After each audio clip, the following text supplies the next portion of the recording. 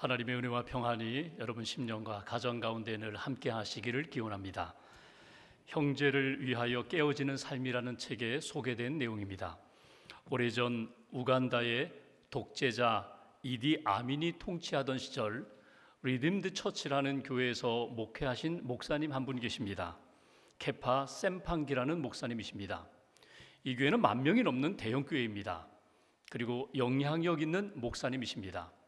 종종 이 목사님이 설교 중에 불의를 행하는 이 정부 지도자들에 대하여 책망하시는 설교를 하셨습니다. 그래서 정부와 경찰 입장에서는 요주의 인물입니다. 주목해야 할 요주의 대상입니다.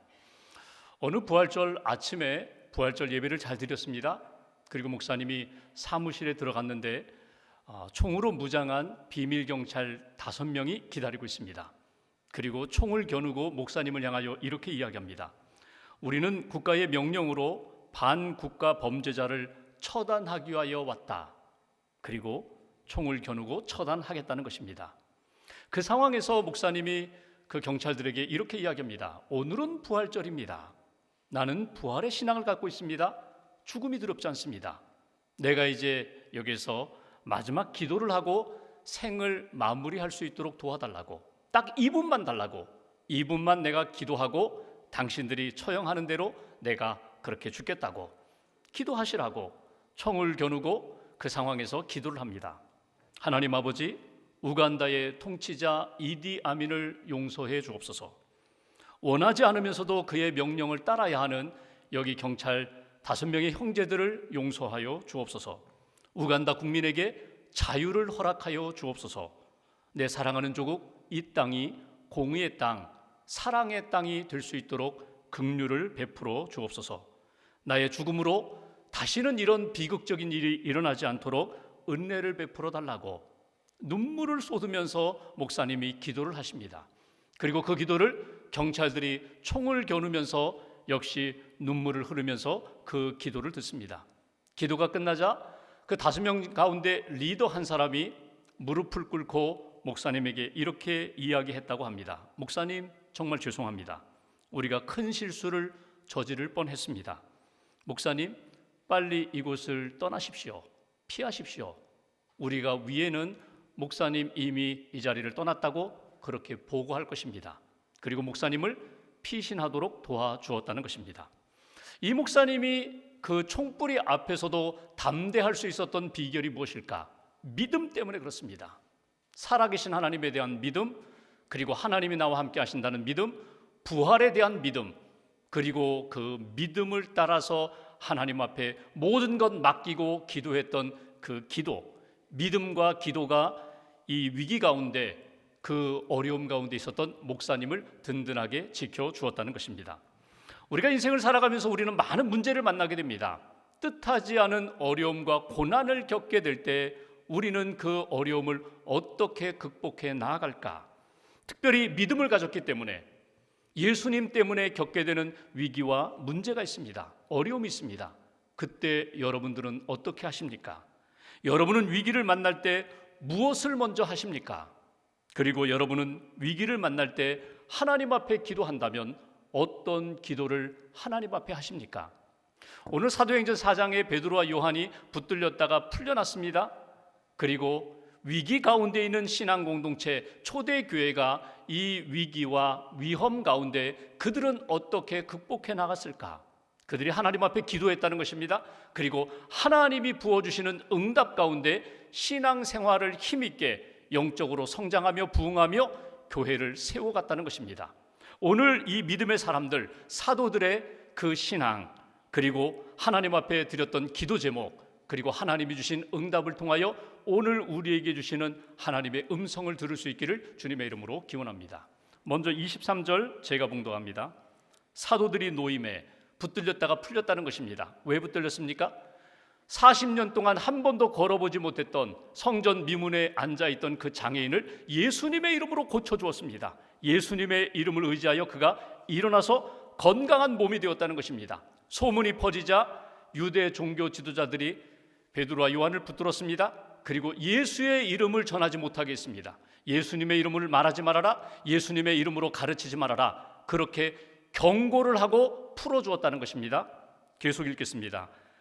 사도들이 노임에 그 동료에게 가서 제사장들과 장로들의 말을 다 알리니 큰일 났습니다. 이제 예수님의 이름으로 복음 증거하기가 어렵게 되었습니다. 예수님의 이름으로 가르치지 말라고 합니다. 이렇게 복음을 전하면, 예수의 이름을 전하면 또 붙들리게 된다고 합니다. 그러니까 지금 눈앞에 핍박이 눈앞에 있습니다. 이런 위기 상황 가운데 초대교회 성도들, 믿음의 사람들은 무엇을 했을까? 본문 24절 함께 봉독하겠습니다. 그들이 듣고 한 마음으로 하나님께 소리를 높여 이르되 대주제여 천지와 바다와 그 가운데 만물을 지은 이시요. 아멘. 그들이, 사도들이 전해준 그 위기 상황, 문제, 어려움, 핍박, 그 이야기를 듣고 제일 먼저 한 일은 무엇이라고요? 그들이 기도했다는 것입니다. 근데 오늘 여기 24절에 보면은 그들이 기도할 때에 성경에서 우리에게 가르쳐 주시는 중요한 두 가지 말씀이 있어요. 하나는 그들이 한 마음으로 기도했다. 또 하나는 그들이 소리 높여 기도했다고 성경은 기록하고 있습니다. 한 마음으로 기도했다는 것은 무엇입니까? 합심하여 기도했다는 거예요. 소리 높여 기도했다는 것은 무엇입니까? 그들이 하나님 앞에 부르짖었다는 거예요. 통성으로 기도했다는 것입니다. 여러분, 한 마음으로 기도했다는 것은 같은 믿음으로 믿음의 일치를 이루어서 하나님 앞에 기도했다는 것이고, 부르짖었다, 통성으로 기도했다는 것은 그만큼 간절하게 절박함을 가지고 하나님 앞에 집중하여 매달려 부르짖었다, 기도했다는 것입니다. 근데 이거보다 더 중요한 것이 있어요.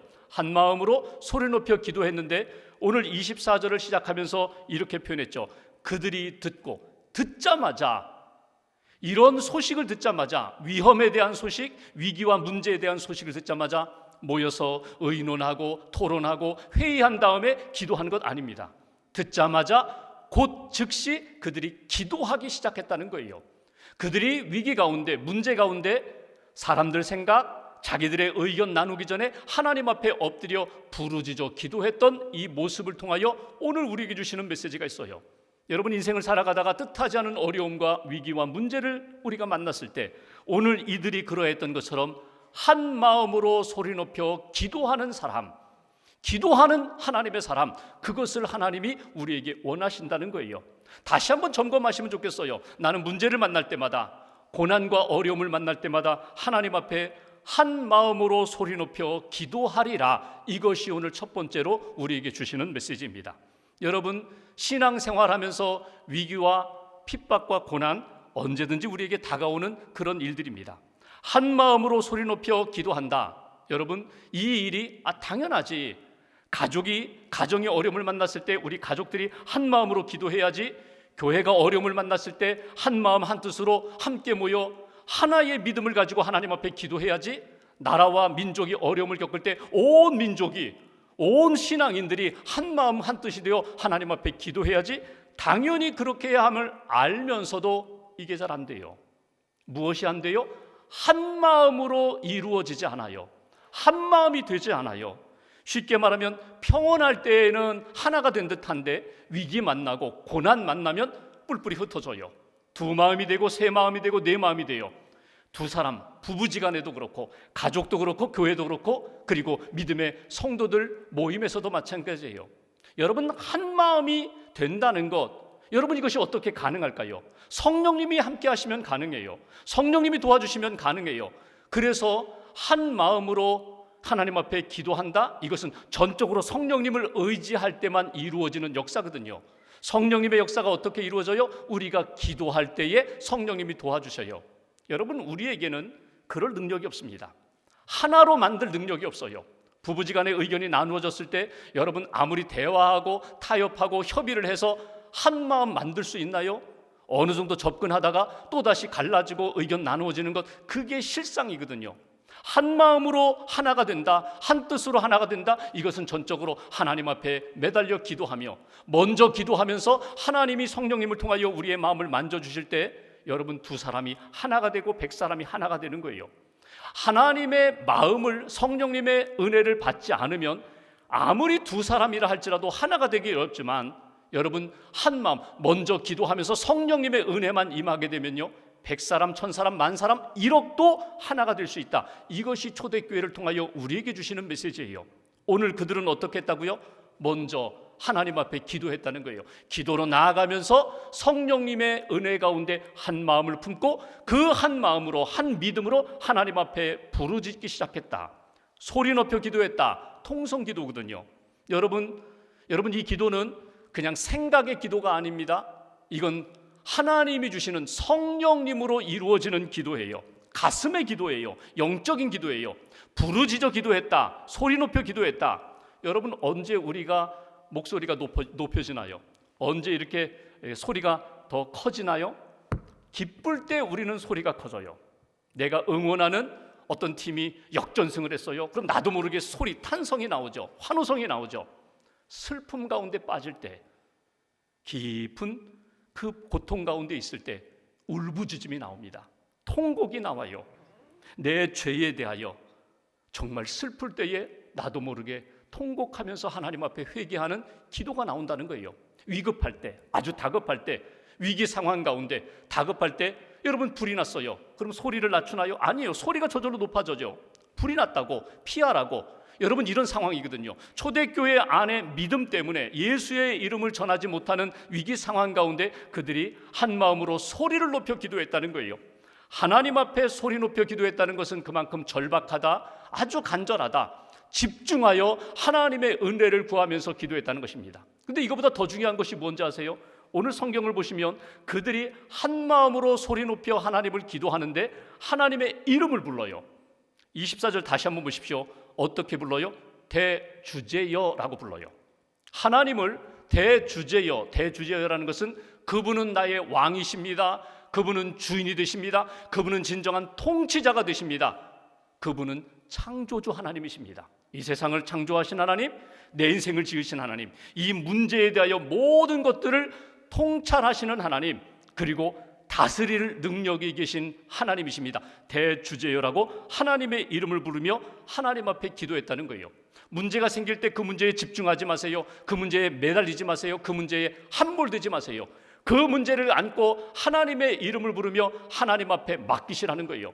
내 모든 것을 하시는 하나님, 통치자가 되시는 하나님, 주인 되시는 하나님, 우리가 한 마음 한 뜻이 되어 하나님 앞에 간절히 기도하오니 하나님 우리 기도를 응답해 주세요. 하나님 우리 기도를 들어주세요. 여러분, 기도하면 한계를 뛰어넘을 수 있어요. 기도하면 내 생각의 한계를 뛰어넘을 수 있고, 기도하면 내 능력, 내 감정, 내가 가지고 있는 경험의 한계를 뛰어넘을 수 있어요. 나는 뛰어넘지 못하는데 기도하면서 성령님의 도우심으로 하나님 앞에서 뛰어넘을 수 있는 믿음의 용사로 하나님이 만들어 주신다는 거예요. 오늘 여러분 하나님 앞에 예배드리고 기도하시면서 다시 한번 우리의 삶을 돌아보고 내게 다가온 문제, 위기 가운데 나는 기도하리라, 한 마음으로 기도하리라, 간절히 기도하리라, 하나님 앞에 맡기면서 믿음으로 하나님 앞에 기도하리라, 다시 한번 다짐하시고 새롭게 기도의 역사가 시작되는 저와 여러분들 되시기를 주님의 이름으로 기원합니다. 두 번째로 25절 26절 말씀 보실까요? 그들이 기도하면서 하나님의 이름을 부르면서 기도하는데 그들은 무엇을 붙잡고 기도했을까? 25절, 또 주의 종 우리 조상 다윗의 입을 통하여 성령으로 말씀하시기를, 그들이 말씀을 붙잡고 기도하네요. 어떤 말씀이에요? 다윗이 고백했던 시편 2편의 말씀을 붙잡고 기도해요. 시편 2편의 말씀이 어떤 내용인가? 제가 계속 봅니다. 어찌하여 열방이 분노하며 족속들이 허사를 경영하는고. 26절 같이 봉독합니다. 세상에 군왕들이 나서며 관리들이 함께 모여 주와 그의 그리스도를 대적하도다 하신 이로소이다. 아멘.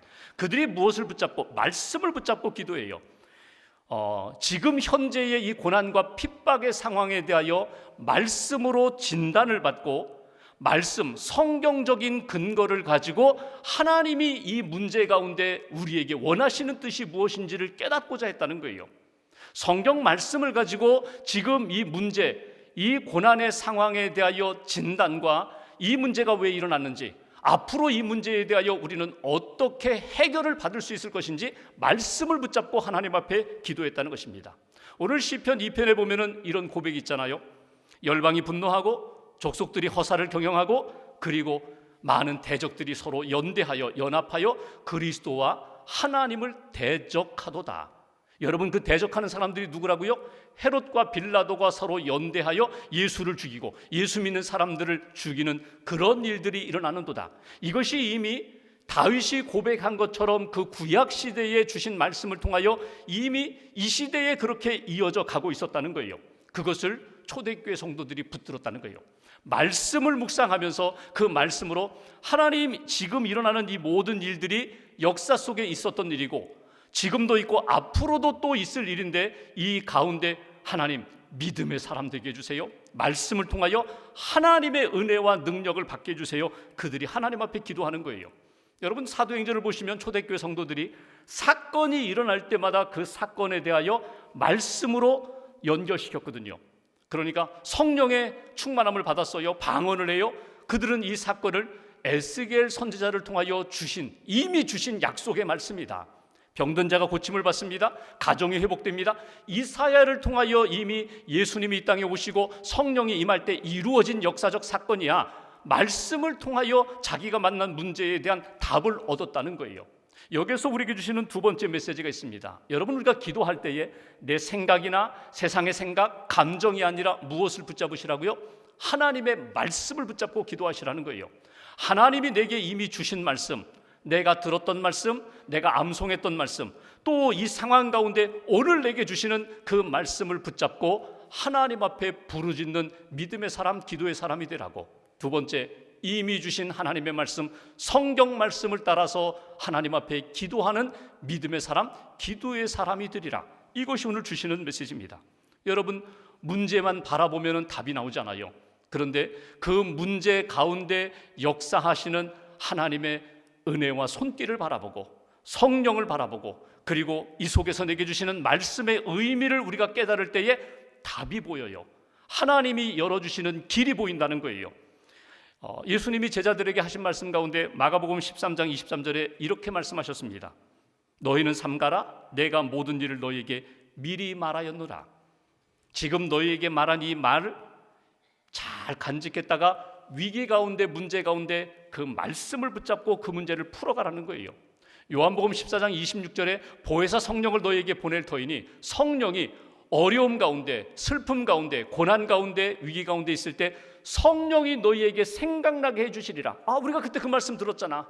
그 말씀 암송했잖아. 그 말씀 읽었잖아. 그 말씀이 생각나게 되리라. 성령을 통하여 생각나게 해주시면 그 말씀 붙잡고 하나님 앞에서 믿음의 길을 걸어가라. 말씀 붙잡고 하나님 기뻐하시는 승리의 삶을 살라. 이것이 오늘 우리에게 주시는 메시지예요. 여러분, 신앙생활하면서 그런 체험 한 번쯤 경험해 보셨을 거예요. 새벽 기도하면서 쭉 이어져가는 말씀, 오늘 새벽에 말씀을 읽었습니다. 그 말씀을 가슴에 새겼습니다. 이 말씀을 붙잡았는데 그날 오후에 사건이 터졌어요. 문제가 생겼어요. 어려움을 만났어요. 그때 오늘 아침에 내게 말씀을 주셨지, 새벽에 내게 주신 말씀, 그 말씀이 이 문제에 대한 열쇠가 되는구나. 그리고 깨닫는, 체험하는 때가 있어요. 여러분, 이 일을 위하여 하나님이 내게 미리 말씀을 주셨구나. 미리 주신 그 말씀을 붙잡고 영적으로 깨어있을 때 문제가 되지 않는다는 거예요. 능히 이길 수 있는 하나님의 사람으로, 그리고 기도의 승리자로 경험하는 그런 체험을 하셨을 거예요. 오늘 하나님 앞에서 기도할 때에 초대교회 성도들이 그러했던 것처럼 항상 말씀으로 무장하고 기도하며 말씀을 붙잡고 하나님 앞에 기도하는 가운데 어떤 어려운 문제도 말씀이 너로 하여금 깨닫게 해주시고 소화하게 만들어주시고 이길 수 있는 하나님의 능력을 체험하게 해주실 것이다. 여러분, 문제를 만났을 때 성경을 읽으면서 답을 얻기도 하지만 항상 영적으로 깨어 말씀으로 충만하게 채워졌을 때에 문제가 되지 않는 그런 인생, 말씀과 기도로 성령의 능력으로 승리하는 하나님의 사람이 되라고. 오늘 여기 사도행전 4장에 시편 2편 1절과 2절 말씀을 인용했죠. 여기서 한 가지 우리가 주목하고 배울 것이 있어요. 그건 뭐냐면 하나님 없는 세상, 하나님 없는 사람들, 믿음 없는 사람들, 기도하지 않는 인생은 어떻게 되는가? 여러분, 그거 한번 붙잡으세요. 오늘 성경은 이렇게 말씀합니다. 열방이 분노한다. 세상의 모든 사람과 나라와 백성들이 다 분노한다는 거예요. 분노로 치닫고 있다는 거예요. 왜? 믿음이 없기 때문에, 말씀이 없기 때문에, 기도가 없기 때문에. 가인이 그랬죠. 하나님 앞에 예배 드리는데 예배가 연락되지 않으니까 분노하잖아요. 하나님의 말씀으로, 하나님의 마음으로 자기를 돌이켜 보아야 할 때에 여러분, 말씀과 기도로 나아가지 않으니까 점점 분노하게 되어 결국은 자기 동생 아벨을 죽이잖아요. 세상이 그렇다는 거예요. 하나님 없이, 믿음 없이, 기도 없이 사는 인생의 마지막은 분노로 폭발하게 된다. 사단은 끊임없이 우리를 부추깁니다. 그냥 분노해, 폭발해, 한마디 해, 화내고 시원하게 지워버려, 잊어버려. 아니에요. 그거 아니에요. 하나님의 말씀으로 채우셔야 돼요. 하나님의 영 성령님으로 채우셔야 돼요. 말씀을 통하여, 성령을 통하여 주시는 생각을 늘 잊어버리지 마셔야 돼요. 그 말씀 붙잡고, 하나님 분노하지 않겠습니다. 세상은 분노하지만 오히려 우리는 하나님의 말씀으로 하나님이 주시는 평안과 은혜를 붙잡겠습니다. 또 허사를 경영한다는 게 뭐예요? 헛된 일을 도모하는 거예요. 잘 사는 것 같아요. 열심히 사는 것 같아요. 근데 시간이 지나고 나중에 남는 건 껍데기밖에 없어요. 허무해요. 아무것도 없어요. 그런 일들 추구하면서 살아가지 말라는 거예요. 또 하나, 예수 그리스도와 하나님을 대적하는 사람들이 연대한다는 거예요. 사람들끼리 모였어요. 함께 뜻을 맞췄어요. 열심히 의견을 모았는데 나중에 보니까 하나님 영광을 위한 길이 아니라 하나님 영광 가리는 길이에요. 복음의 다리가 되는 일이 아니라 복음의 전도의 장애물이 되는, 벽이 되는 일을 사람들이 모여서 연대하고 있다는 거예요. 그런 일이 일어나지 않도록 말씀으로 채워라, 기도로 나아가라. 문제가 있을 때 이미 주신 말씀을 붙잡고 하나님 앞에 부르짖을 때 하나님이 그 말씀 가운데 다시금 너희들에게 깨닫게 해주시리라. 너희를 통하여 역사해 주시리라. 말씀, 기도 함께 가는 것입니다. 기도하면서 말씀 깨닫고 또 이미 주신 말씀을 붙잡고 하나님 앞에 기대하고 기도하고 기다리는 인생. 하나님, 이 약속의 말씀대로 이루어 주실 줄 믿습니다. 반드시 이루어 주실 하나님을 기대하며 기도하며 기다리며 하나님의 놀라운 역사를 체험하는 저와 여러분 되시기를 주님의 이름으로 기원합니다. 마지막 한 가지 29절 말씀 보실까요? 그들이 하나님 앞에 구체적으로 어떻게 기도했을까? 29절 제가 봉독합니다. 주여, 이제도 그들의 위협함을 굽어 보시옵고 또 종들로 하여금 담대히 하나님의 말씀을 전하게 하여 주시오며 30절 같이 봉독합니다. 손을 내밀어 병을 낫게 하시옵고 표적과 기사가 거룩한 종 예수의 이름으로 이루어지게 하옵소서 하더라. 아멘. 여기 서너 가지 기도 제목이 나옵니다. 그들이 하나님 앞에 우리가 겪고 있는 이 위협, 그들이 우리를 위협합니다. 예수 믿지 말라고, 예수 이름 부르지 말라고, 예수 이름 전하지 말라고 이렇게 핍박하는 상황을 하나님 굽어 보세요. 하나님, 종들로 하여금 담대히 용기를 가지고 말씀 전하게 해주세요. 하나님, 기도할 때에 병든 자가 낫게 해주시고 하나님, 우리가 하나님의 놀라운 기적, 표적, 기사를 체험하고 증거할 수 있도록 예수님의 이름이 높아지는 역사가 나타날 수 있도록 우리에게 믿음의 담대함을 주세요. 이것이 그들의 기도 제목입니다. 여러분, 문제는 사라지지 않아요. 지금 내가 가지고 있는 이 문제, 이거 해결되면 다 끝날 것 같지요? 아니에요. 또 다른 문제가 찾아와요. 또 다른 위기가 찾아와요. 어려움은 끝이 없어요. 그런데 문제와 위기와 어려움을 능히 풀 수 있는 믿음의 용기만 있다면, 하나님이 주시는 성령의 충만함만 있다면 문제가 되지 않아요. 죄송한 표현인데 재미있게 풀 수 있어요. 의미 있게 풀 수 있어요. 하나님 앞에 영적으로 성장하면서 그 문제를 극복하면서 이겨나갈 수 있는, 뛰어넘을 수 있는 믿음의 대장부가 된다는 것입니다. 여기에서 우리에게 주시는 세 번째 메시지가 있어요. 문제가 있을 때, 어려움이 있을 때, 위협이 있고 핍박이 우리에게 찾아올 때마다 하나님의 능력을 믿고 하나님의 말씀 붙잡고 기도하라는 거예요. 하나님의 능력 의지하여 기도하라는 거예요. 하나님, 이렇게 말씀하신 대로 내게 응답해 주세요. 붙들어 주세요. 역사해 주세요. 여러분, 핍박 가운데 그들이 하나님, 나를 핍박하는 사람들 다 없애주세요. 다 진멸시켜 주세요. 이 핍박의 상황 다시는 없게 해주세요. 하나님, 내 환경을 바꿔주세요. 그런 기도가 아니에요. 하나님, 나를 지켜보시고 나에게 은혜를 주세요. 믿음을 더하여 주세요. 말씀과 능력을 주세요. 그러면 내가 담대히 주의 일을 감당하겠습니다. 담대히 말씀을 전하겠습니다. 담대히 하나님의 영광을 위하여 예수의 이름이 높임을 받는 역사로 내가 하나님 앞에 드리겠습니다. 사도 바울이 에베소 교회 편지하면서 6장 19절에 바울이 기도 제목을 나눕니다. 나를 위하여 좀 기도해 달라고. 그 기도 제목이 뭔지 아세요? 예수 그리스도의 복음을 내가 입을 열어 전할 때 담대하게 전할 수 있도록 나를 위하여 좀 기도해 달라고. 여러분, 이야기는 어떤 기도 요청인가 하면 함께 기도하자는 거예요. 나는 감옥에 있고 당신들은 교회 에베소 지역에 있지만 우리가 함께 한 마음으로 하나님 앞에 기도하면 좋겠습니다. 한 마음으로 한 뜻으로 한 믿음으로 기도할 때에 하나님의 능력을 믿고 기도할 때 반드시 하나님이 우리 기도를 응답해 주실 줄 믿습니다. 그 기도 요청하는 것을 우리가 볼 수 있습니다. 손을 내밀어 병 낫기를 위하여 기도할 때 고침을 받고 하나님의 기적과 능력을 체험하는 그런 인생 되게 해달라고. 여러분 가지고 있는 기도 제목, 여러분 가지고 있는 아픔, 상처, 문제 하나님 앞에 믿음으로 기도할 때 능력의 하나님이 여러분 기도를 반드시 응답해 주신다. 31절 보실까요? 이렇게 기도를 마쳤더니 31절 빌기를 다하며, 빌기를 다했다는 것은 그들이 기도를 끝냈다는 거거든요. 근데 영적인 의미로 본다면요, 빌기를 다함의 이 말씀은요, 하나님과 기도로 연결되었다는 거예요. 하나님과 묶였다는 거예요. 내가 하나님을 향하여 손을 들었더니 하나님이 내 손을 붙잡아 주시고 내 삶을 붙잡아 주시고 문제에 대하여 하나님이 손을 내미셨다는 거예요. 하나님과 연결되고 예수님과 연결되고 하나님과 묶였더니 그들이 기도한 내용대로 31절 보십시오. 모인 곳이 진동하더니 무리가 다 성령이 충만하여 담대히 하나님의 말씀을 전하니라. 응답 다 받았어요. 터전이 흔들려요. 영적인 진동이 일어나요. 그리고 성령 충만함을 받고 담대히, 그들이 원했던 거거든요. 기도했던 거거든요. 담대히 하나님이 힘 주시고 능력 주시고 용기 주셔서 담대히 복음을 증거할 수 있는 믿음의 용사가 되었다.